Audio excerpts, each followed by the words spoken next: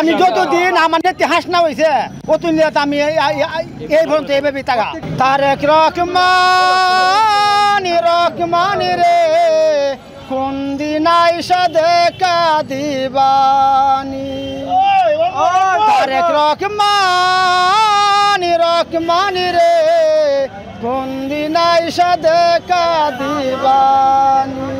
আসসালামু আলাইকুম। আমার বাড়ি কিশোরগঞ্জ তারাইল থানা। আমার এলাকার রিটন ভাই বিএনপির সভাপতি, আমি তার নেতৃত্বে এনে আইছি। অনেক অনেক লোক আইছে আমার, মানে গণবাসা নাই আসি।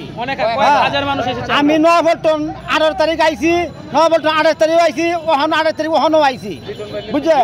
এই রিটন ভাইয়ের নেতৃত্বে আই সবসময়। এই যে এই ধানের শীষ দিয়ে শরীরের পোশাক তৈরি করার কারণটা একটু বলবেন? কারণটা হলো আমার নেত্রী ধানের শীষ, আমিও ধানের শীষ। আমি এই ধান ভালোবাসি, আমিও ধানটা ভালোবাসি। হ্যাঁ, এই ধানের মাথাটাই আইব, এই ধান লই আমি ঘুরতেছি। যদিন নেত্রী এই সংসদে না বইছে ওই দিন রাতে আমার এই ধান লই আমি ঘুরাইম। যে সময় আইছিলাম এই যেন পুলিশ মরছিন, হ্যাঁ, এরপরে তো গেল সমাবেশ করে দেন হজর আদান ঘুমাইছিলাম, ঘুমাইতে বাইরে ছিলাম। 3 মাস পরে বাড়িতে আইছি। এই আমি যখন ধানের শীষ করি সবার হয়তো ধানের মাথা আছে, আয়া পুলিশে খুঁজে দেখি ও ধানের মাথাটা কোনো আমি আউরো ধান হেত তুই ধান হেত লাউ হয়ে যেতে মাঝে কাম করছি সারাদিন সারা রাত। এলএমই সার্টিফাইড বিশ্ব সেরা কপারে তৈরি ওয়ালটন কেবলস, যা আপনার স্থাপনাকে রাখবে সব সময় নিরাপদ। তারেক রহমান রে কোন দিন আইসা দেখা দিবানি তারেক রহমান রে কোন দিন আইসা দেখা দিবানি।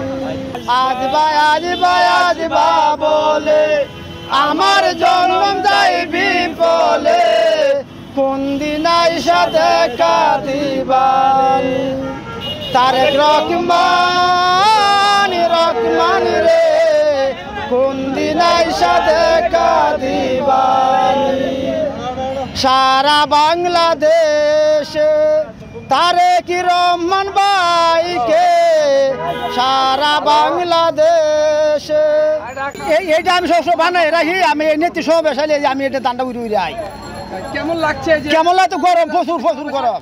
আনলে শার্ট উঠছো, হ্যাঁ শার্ট উঠছে আনকি জানেন না, মানে আমার মানে এই জন্য মানে অশান্তি লাগলো, মানে আমার খুব ভালো লাগে, আমার খুব ভালো লাগে। এই পোশাক কি সারা জীবনই পরে থাকবে? আমি যতদিন আমার নেত্রী হাসনা হয়েছে অতদিন আমি এই পর্যন্ত এইভাবে টাকা। বাড়ির লোক কিছু বলে না? গ্রামের লোক? না, গ্রামের লোক বললেও আমি কেউ একটু খারাপ বলে, কেউ ভালো বলে, মানে সস্তর সমান না।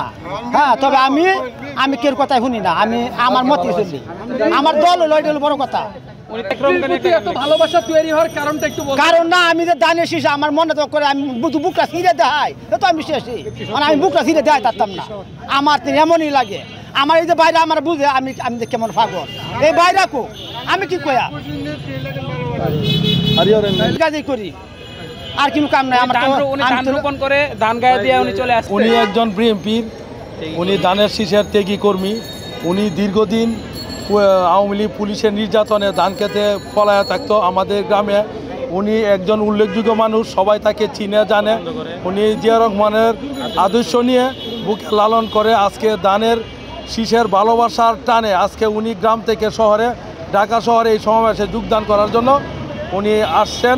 উনি ধানকে যে ভালোবাসেন এটা বোঝাতে চাচ্ছেন যে আমি গ্রাম থেকে, উনি অনেক কষ্ট করে ঢাকা শহরে আসছেন এই ধানের পোশাক পরে জিয়ার আদর্শকে বাস্তবায়ন করার জন্য।